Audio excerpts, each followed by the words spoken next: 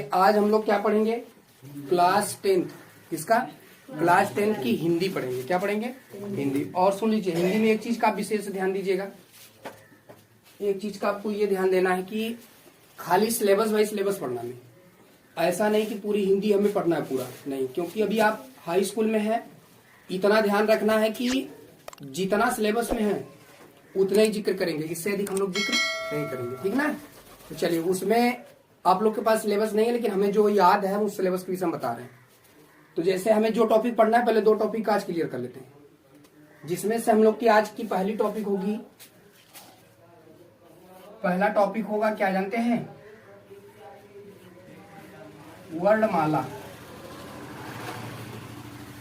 और दूसरी टॉपिक क्या होगी?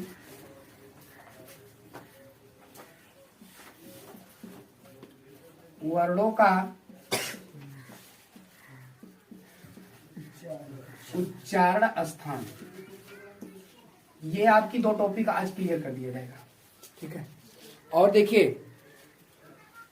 कुछ नहीं है, बहुत ही सिंपल है। इससे कम से कम आपके बोर्ड में 2 से 3 नंबर आते हैं, बस यही 2 टॉपिक से, ठीक है ना।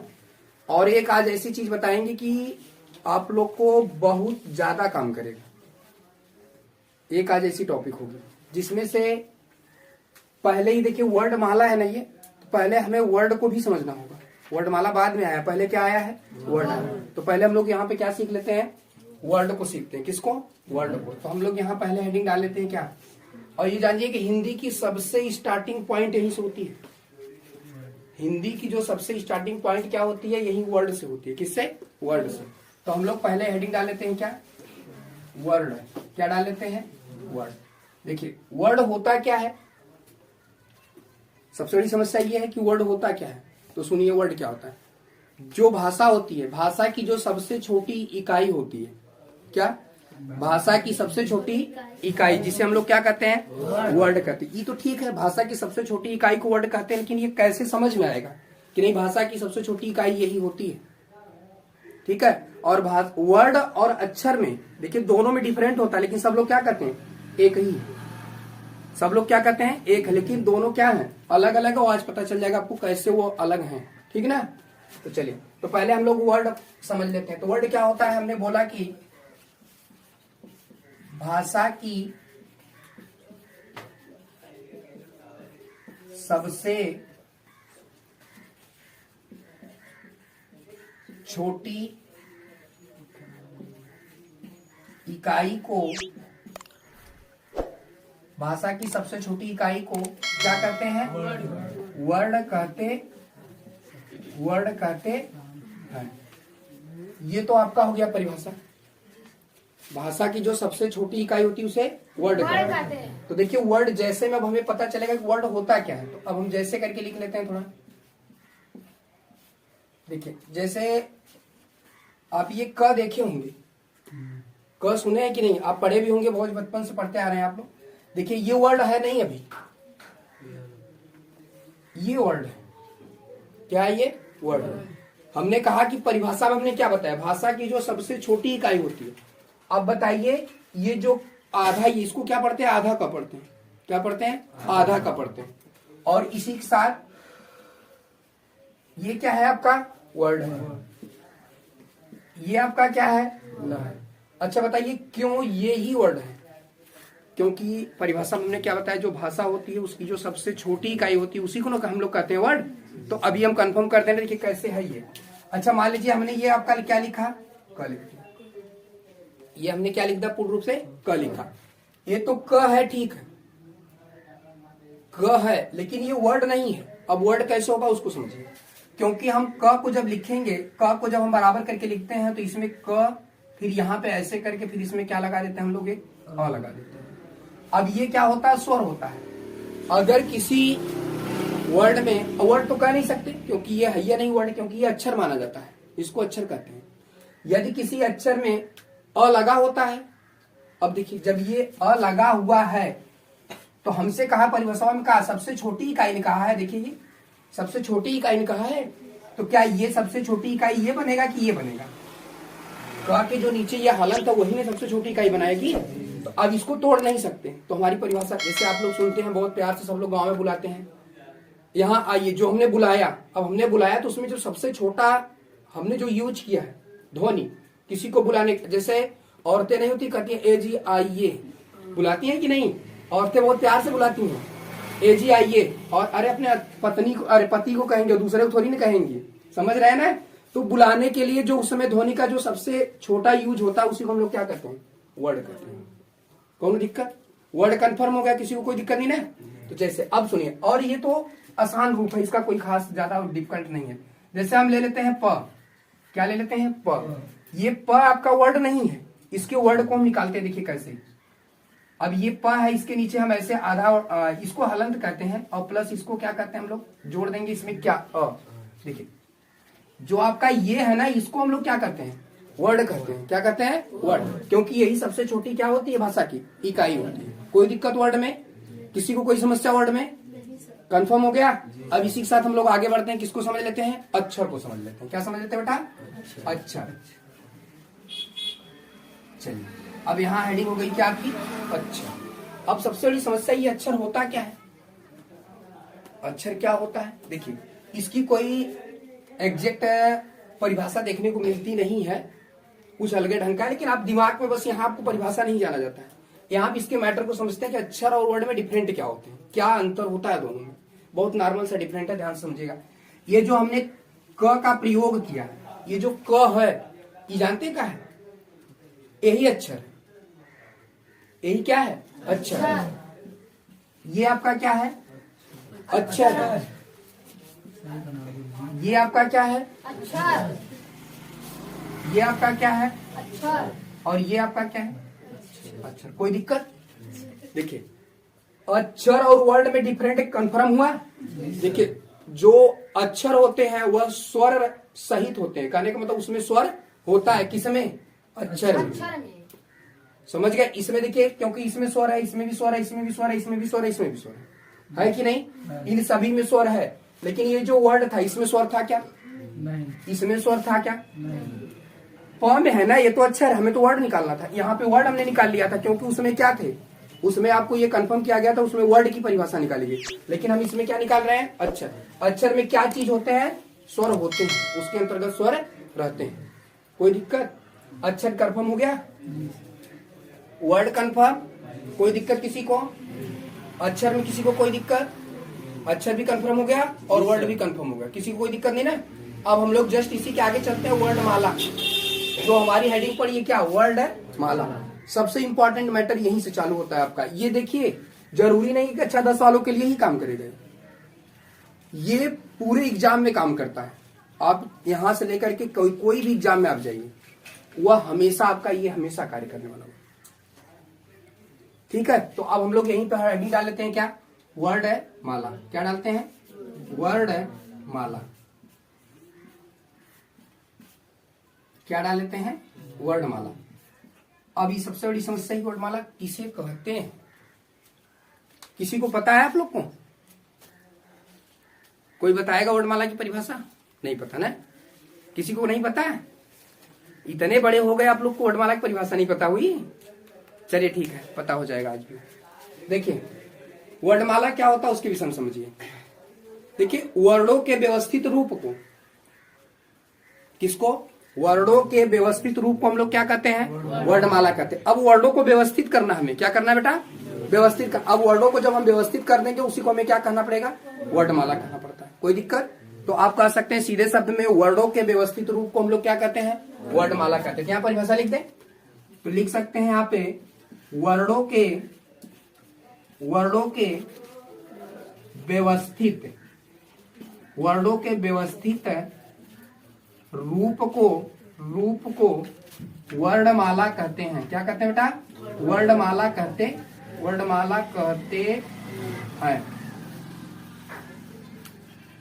कोई दिक्कत? वर्णों के व्यवस्थित रूप को हम लोग क्या कहते हैं? वर्णमाला कहते हैं। कौन समस्या क्यों गए? किसी को कोई परेशानी? देखिए आप पूछ सकते हैं, ये मत समझिए कि नहीं यहाँ क्लास चला तो आप नहीं पूछ सकते हैं, थोड़ा से स्लो, ठीक ना? चलिए तो हम लोग वर्णों के व्यवस्थित रूप को हमने पढ़ लिया, क्या होता है? वर्णमाला होता है। कौनो दिक्कत हुई है? क्या होगा? कौनो समस्या हो तो आप पूछ सकते हैं, टेंशन मत लीजिए, ठीक ना? हाँ अब हम कूदे हैं तो फिर आप लोग को लेके चलेंगे, टेंशन ना लेना, ठीक ना। चलिए हम लोग वर्णमाला को कंफर्म कर लिए, लेकिन वर्णमाला की संख्या पूरी होती कितनी है, सबसे बड़ी समस्या तो ये है। बताइए, कोई बता सकता है बच्चा? नहीं। तो यहाँ पे वर्णमाला जो होते हैं आपके कितने होते हैं, यहां लिखेंगे वर्णमाला की संख्या, वर्णमाला की संख्या, वर्णमाला की जो संख्या होती है वो कितनी होती है बेटा? 52। कितनी होती है? 52। अर्थात 52 वर्णमाला होते हैं। कितने? वर्णमाला की संख्या कितनी होती है? 52। अब देखिए वर्णमाला की संख्या 52 तो होती है, अब वो वर्णमाला को 52 को हमें जानना बहुत जरूरी है। पुनः 52 वर्णमाला को हमें क्या करना है? जानना जरूरी है।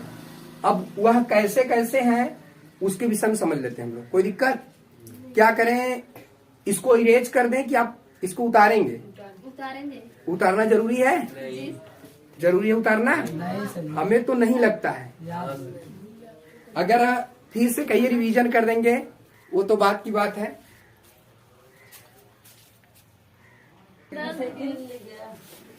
चलिए अगली टॉपिक क्या होगी अब हम लोग की, ध्यान से समझिएगा। अब हम लोग जो वर्णमाला पढ़े हैं ना, अब उस वर्णमाला की जो संख्या 52 थी उनको गिनना है। कितनी? 52 है ना। चला गिन लिया जाए, कोनो दिक्कत ना क्योंकि गिना जाए तब। चला ध्यान से देखा तब। देखिए हमें वर्णमाला की संख्या कितना होती है? 52 की है गिनावे के बाद ना। तो चलिए गिन लिया जाता है। तो चला पहला देखा था क्या होता है। पहले तो होते हैं आपके स्वर। चलिए तो पहले इसके प्रकारों को समझ लेते हैं।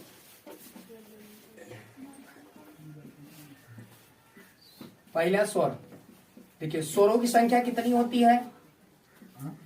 11। हिंदी में स्वर अगर कभी पूछेगा तो आप कितना बताएंगे? 11। ये चीज आप दिमाग में रखे रहिएगा, ठीक है। अगर कोई पूछ दिया बताइए वर्णमाला, सॉरी क्या नाम है, हिंदी में जो स्वरों की संख्या होती है कितनी होती है, तो क्या बताएंगे आप? 11। और कोई पूछ देगा कि नहीं बताइए व्यंजन की संख्या कितनी होती है, तब क्या बताएंगे? व्यंजन की संख्या कोई पूछ देगा तब कितनी बताएंगे आप? 33। कितने व्यंजन होते हैं? 33। पहली बात तो 2 क्वेश्चन यहीं से बनने की संभावना होती है। देखिए पहला पूछेगा वर्णमाला की संख्या कितनी होती है, तो आप कितना जवाब देंगे? 52। उसके बाद कहेगा स्वरों की संख्या हिंदी में कितनी होती है, कितना होगा? 11। उसके बाद व्यंजनों की संख्या पूछेगा हिंदी में कितना होगा, तो क्या बताएंगे? 33। कोई दिक्कत नहीं है यहाँ पे। चलिए अब हम लोग आगे चलते हैं, इसको छोड़ करके थोड़ा सा आगे चलते हैं। तो देखिए जो हमने कहा कि गिनाना है 52 ना, तो अब पहले हम लोग ले लेते हैं स्पर्श व्यंजन। कौन से व्यंजन? स्पर्श व्यंजन। स्पर्श व्यंजन, देखिए स्पर्श व्यंजन जो होते हैं आपके ना, क से लेकर म तक होते हैं। क से लेकर के म तक के जितने वर्ड होते हैं सब कौन से वर्ड होते हैं? स्पर्श व्यंजन के अंतर्गत आते हैं। दूसरी टॉपिक में आते हैं हम लोग।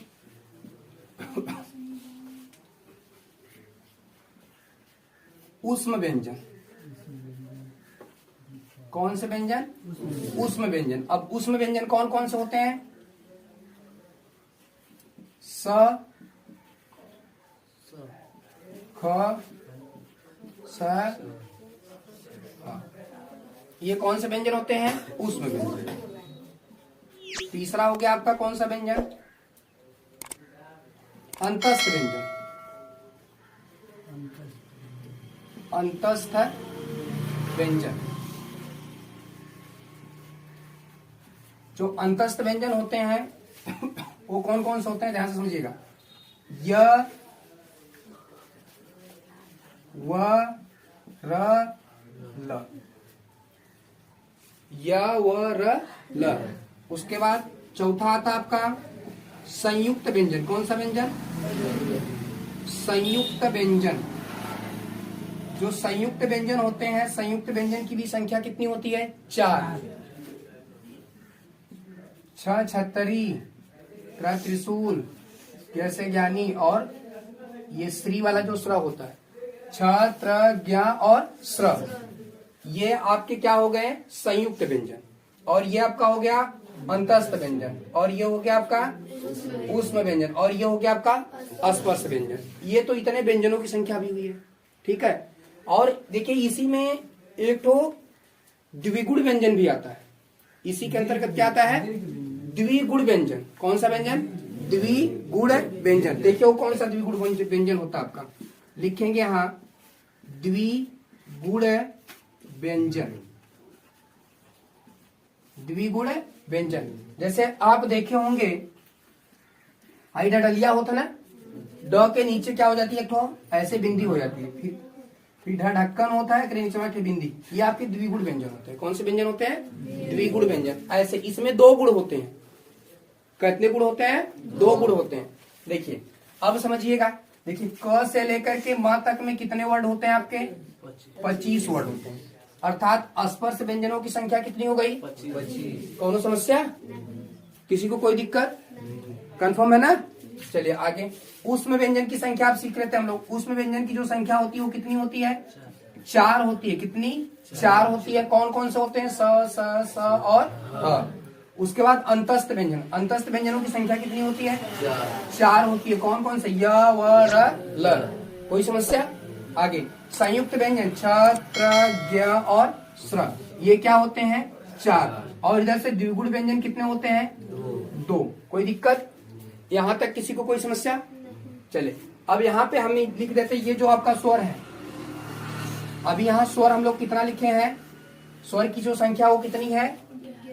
11। यहाँ लिख सकते हैं ना, स्वरों की संख्या कितनी? 11। अब देखिए दो वर्ड और आते हैं। एक होता अयोगवा वर्ड और एक होता है विसर्ग। नहीं तो ये अनुस्वार और विसर्ग, ये सुने हैं? अनुस्वार और विसर्ग सुने होंगे कभी।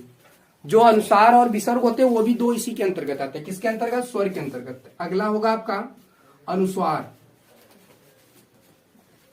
अनुस्वार, जो अनुस्वार होता है उसमें एक बिंदी होती है, ऐसे एक बिंदी होती है। क्या होती है? एक बिंदी होती है। और उसके बाद अगला जो होता है आपका वह होता है आपका क्या? विसर्ग। क्या होता है? विसर्ग। क्या होता है बेटा? विसर्ग, जो कि आपका कैसे होता है? ये ऐसे होता है। ये किसके अंतर्गत आते हैं मालूम है? ये आपके स्वर के अंतर्गत आते हैं। किसके अंतर्गत? स्वर के अंतर्गत। ये भी इसकी संख्या कितनी होती है? 2। अब हमें 52 काउंट करना। देखिए क्या आता है 52। चलिए काउंट कर लेते हैं। ये देखिए अभी हमने इसी को काउंट करना है ना हम लोग को खाली। तो चलिए ये 25 हो गया और ये 4, 25 4 29, 29 4 35, 35 4 37, 37 2 39 और 39 और 11 50 और 50 2 52। हमें कहा था वर्णमाला की संख्या कितनी है? 52। तो कैसे वर्णमाला की संख्या 52 है पता चला आप लोग को? देख रहे हैं ना कैसे कैसे 52 हुई है। तो यही है आपके 52 वर्णमाला जो गिने जाते हैं।